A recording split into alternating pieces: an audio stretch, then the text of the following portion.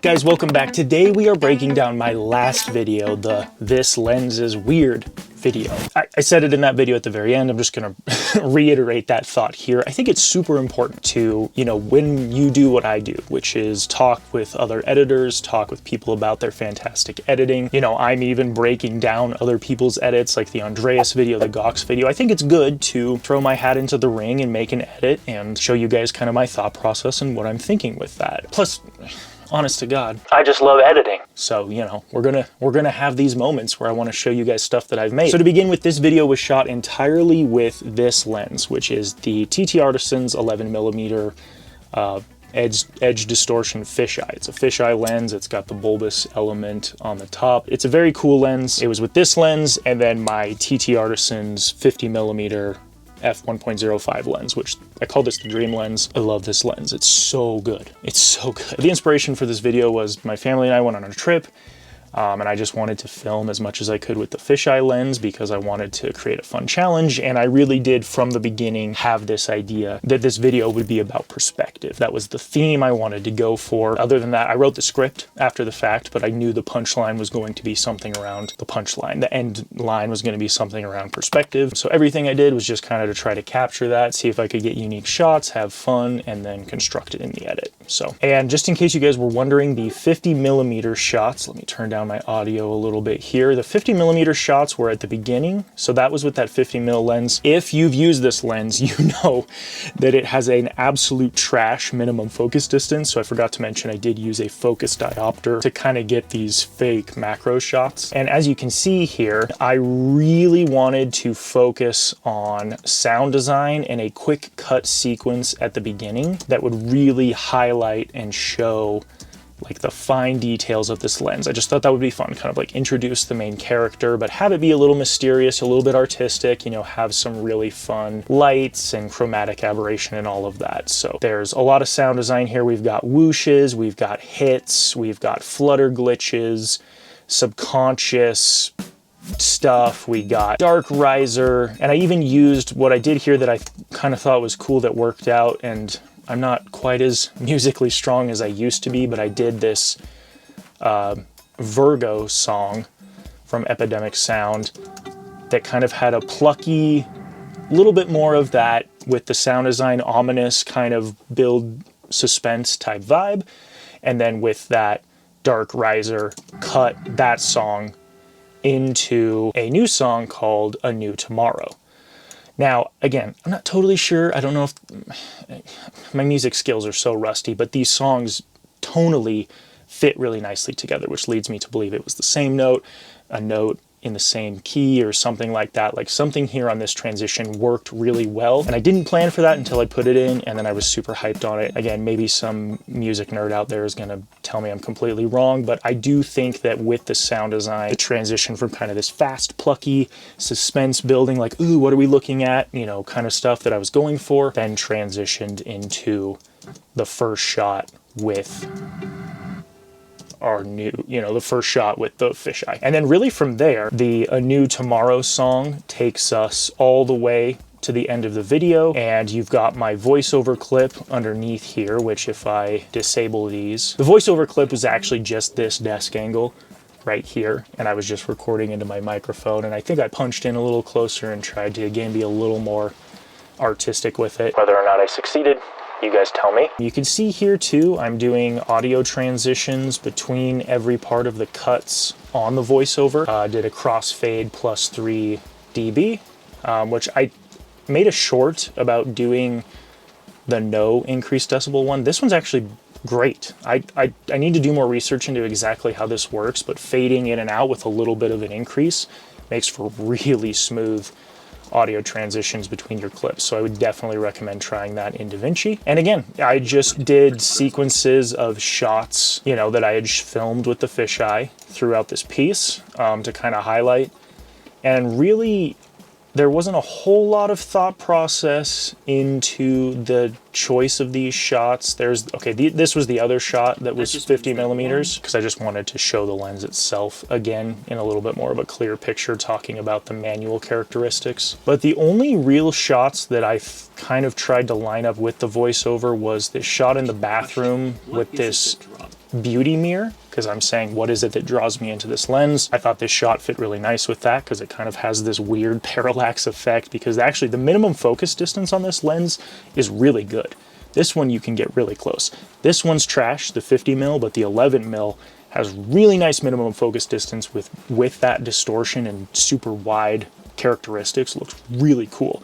So I was able to get this really weird, like super close focus rack shot with that, and it was really, really cool. Again, otherwise just trying to show off various shots that I got with this lens, which again is so fun. A fisheye lens, I mean, that's the whole point of the video. It changes your perspective, and man, it was just a good time. The only other set of shots that I really felt like were important with the narration was the your eye, your perspective matters, like that's important. And it was these shots where I did this, again, the super close focus right up next to my eyes, talking about your eyes, your vision, the way you see the world.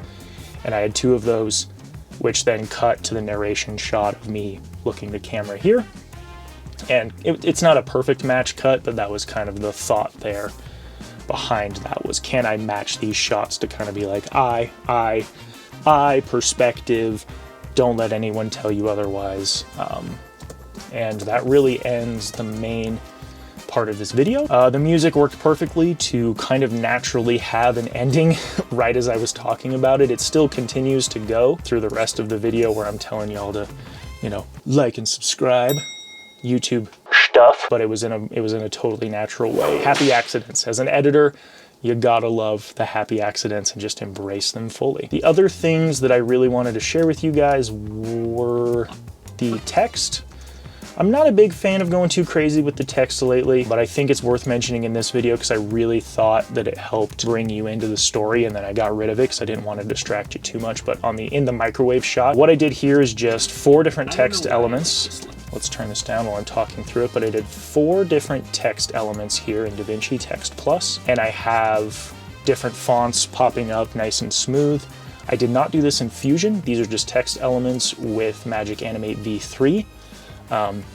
Mr. Alex Tech is not sponsoring this video. He probably should, because I'm about to tell you how great that plugin is.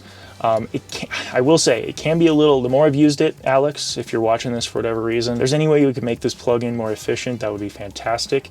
Even with the new update, it still feels to be a little intense. Like if I didn't have a M2 Max, I think this plugin would struggle, but it's really great, and it made doing this little text effect super easy. And then to the best of my ability, I tried to time, yeah, see, you can see the stutter there.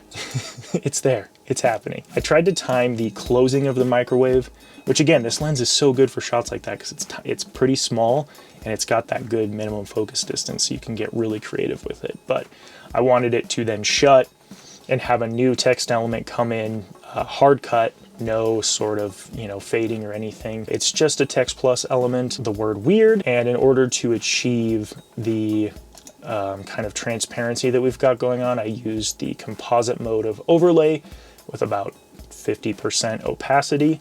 And it creates this really cool, subtle word effect. You know, again, try not to take too much away from what we're seeing here. So a couple of tips there on the text. And then I also did the exact same thing with fisheye right here. Very subtle. It's honestly almost hard to see, which I kind of like. I thought it looked really nice, so I went for that. And I think that mostly covers the editing section of this video. Let me know if there's any other questions that you have or anything that I glossed over. Again, you know, guys, I'm in the sauce on this stuff, so if there's something that you're like, Jake, tell us this, like, comment down below, let me know. Leave a like and consider subscribing while you're heading down there. The last thing that I think I want to talk about is color grading. I am no color grading expert. But I do think that there is a few fun things to share here that personally as a newbie, I think DaVinci Resolve makes really fun. I'm probably using most, if not all of this stuff completely wrong. I think it looked cool. The first node that I've got here is using halation. I don't think I changed a single setting on here. I maybe changed the threshold. I can't remember what it does out of the box. This just kind of adds that halation effect where, you know, between bright parts of your image and softer parts, the little sort of like almost chromatic aberration type effect with light. So halation is really cool,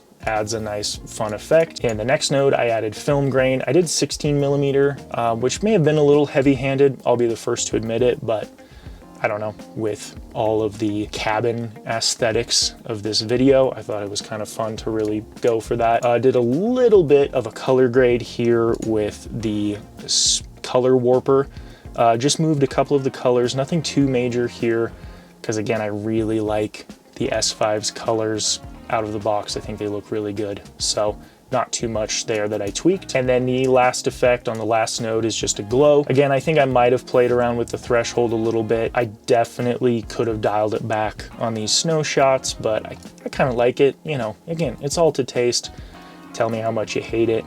The shot that I really loved it on was this upstairs shot with just the window and the glow. Man, I thought that shot looked so cool with the glow. I absolutely thought that turned out great. Pro colorists probably look at this and go, Jake, that's corny and cheesy and stupid. And I say, okay, that's fine. I think it looks nice. So yeah, guys, that's me. That's the video that I released. Hope you guys liked it. Hope this was insightful, helpful. Again, comment down below if there's anything you're more curious about. Don't forget, as always, we are about all things editing on this channel, so definitely consider subscribing if that's something you're into. We talk with other editors. We make videos about editing, DaVinci Resolve, Final Cut, you name it. That is what we do on this channel, and we're got the dad nerdiness vibes the whole way through, because wouldn't have it any other way. So thank you guys so much as always. Really appreciate you, and I will see you in the next video. Thanks.